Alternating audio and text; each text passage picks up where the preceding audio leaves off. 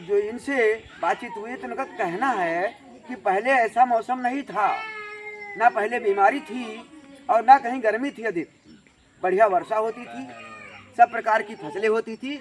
अब मैं श्री मनोहर लाल चाचा जी से पूछना चाहता हूँ कि आप लोग जो अपने जीवन में बचपन से लेकर आज तक भोजन के बारे में बताएंगे, वो कौन कौन से भोजन जो ज़्यादा आप लोग इस्तेमाल करते थे जिससे शरीर हष्ट पुष्ट और ताकतवर बना रहता था। सब चना खावा जाता है। अच्छा अच्छा।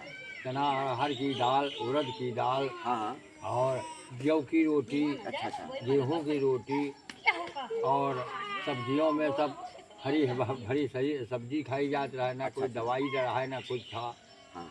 यही मोटे अनाज खाते, मोटे अनाज चल रहे थे तब। हाँ, जैसे सावा कोदय। सावा कोदय, हाँ। और तुमरे बजरा भी, बाजरा बाजरा और लहरा, हाँ लहरा, मक्का भी चलता मक्का है। मक्का। तो इन सब बहुत ताकतवर और हाँ। पौष्टिक तत्व युक्त भोजन सामग्री थी।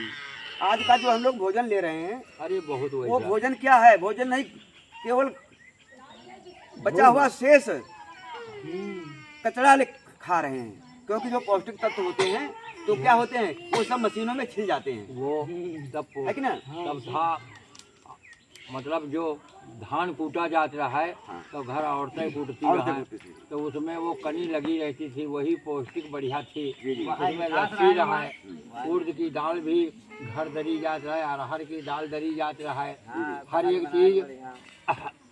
अब तो उमा सब पाली तो सब दुनिया में लगा है। अब लोगों का कहना है कि पालिश नहीं रहना चाहिए, हाँ। एक छिलका नहीं रहना चाहिए। हाँ। जो भोजन का पौष्टिक तत्व है वो सब जानवर खा रहे हैं, खा रहे हैं। जानवर है कि नहीं? हाँ, पालिश लावत का पालिश अलग कर दो, बढ़िया बना दो, उसमें क्या रह गया? कुछ नहीं। कोई भी ताकत नहीं रह गई। तो हमारी भोजन व्यवस्था भी गड़बड़ है, इसीलिए। और पेड़ पौधे अंधाधुंध कटान हो रहा है। तब छायादार, फलदार और बड़े बड़े पेड़ पौधे होते थे। आज के कौन सा ऐसा पेड़ कहीं दिखाई पड़ रहा? देख रहे हैं कि चारों तरफ एक आतंकवादी पेड़, जो आतंक फैलाने वाला जीवन में, वो कौन सा है? लिप्टिस का पेड़। लिप्टिस के पेड़ की विशेषता आप बता सकते हैं? वो जमीन से नमी सोख रहा है। हाँ, वो 1 लीटर पानी पेड़ जो लिप्टिस वाला है, हाँ। लगाया जाए 1 लीटर की उसकी प्रगति है रोजीना पानी की। हाँ रोजीना समझो एक, और तब पर्यावरण के लिए जो ऑक्सीजन रहा है, वह ऑक्सीजन जैसे पीपल का पेड़ है, हाँ। और ये गूलर है, बरगद है, पेड़ पकड़िया का पेड़, ये ऑक्सीजन देते रहा है। ये ऑक्सीजन देते थे और छाया भी बढ़िया देते थे। छाया देते आज उनकी तो कहीं नाम निशान रहा नहीं जा रहा। नहीं गवा। जो फल फूल वाले पेड़ है भी, वो ढूंढ ढूंढ के काटे जा रहे हैं, काटे जा रहे हैं। तो इन सब से बचने के लिए ये मैं मास्टर सियाराम भार्गव, अंकुश पर्यावरण सुरक्षा जन जागरूकता मिशन अध्यक्ष, आप सबके सामने जनसंपर्क करके और ये जानकारी लेना चाह रहे हैं आपसे, और देना भी चाह रहे हैं। यानी आपस में साझेदारी का माहौल बना करके, क्या पेड़ लगाना हम सबके लिए हितकर है कि नहीं है? बहुत बढ़िया। अगर ये आतंकवादी पेड़ लिप्टिस का जो है जमीन भी खराब कर रहा है, हाँ। पर्यावरण में गर्मी बढ़ा रहा है, ये ठीक है? हाँ ये नहीं ठीक है। ये ठीक नहीं है। हाँ। इसको हम लोगों को नहीं लगाना चाहिए। भाई खेत भी खराब कर रहा है, गर्मी बढ़ा रहा है, तो इससे आने वाली समस्याएं बढ़ रही हैं। नीम का पेड़ है, बहुत ठंडी हवा देती है, ऑक्सीजन देती है। हाँ। तो इस तरह आज हम सब बुजुर्गों के बीच में बैठे हुए इनके अनुभव का साझा कर रहे हैं, और पर्यावरण में हम सबको दो पेड़ लगाने का आह्वान कर रहे हैं। हमारी माताएं आज का पर्व जो चल रहा है, वो कौन सा पर्व चल रहा है? रक्षाबंधन का। इस रक्षाबंधन के त्योहार में हम एक बहन जो हमारे यहाँ बैठी है, बच्ची, क्या नाम है आपका? प्रीति। कौन सा पता बताइए?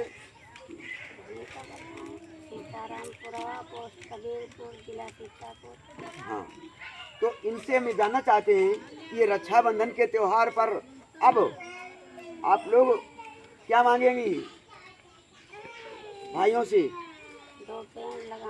2 पेड़ लगाने का वचन दिलवाइए कि ये मेरे भाई, इस समस्त सृष्टि का जीवन बचाने के लिए आप लोग 2 पेड़ अवश्य लगाएं, क्योंकि अगर पेड़ नहीं तो जीवन नहीं, इसमें कोई दो राय नहीं। ये आतंकवादी पेड़ को लिप्टिस का हम लोग बहिष्कार करें, ताकि हमारा संरक्षण, हमारे पर्यावरण का, हमारे जीवन का संरक्षण हो सके। क्योंकि गर्मी से बहुत सी परेशानियां बढ़ रही हैं। आग का जो विषैली गैस पूरे पर्यावरण में छाई हुई है, सांस लेने में दिक्कत, चारों ओर गर्मी बढ़ रही है, गर्मी का माहौल बना हुआ है।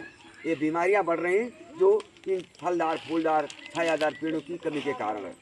हम आप सब जागरूक बने, अपने जीवन को, इस सृष्टि के जीवन को, पृथ्वी को स्वच्छ और शुद्ध समृद्ध बनाने के लिए पेड़ लगाने और पेड़ लगाने के लिए आबद्ध हों और दूसरों से भी जागरूक करें कि भैया 2 पेड़ अवश्य लगाएं।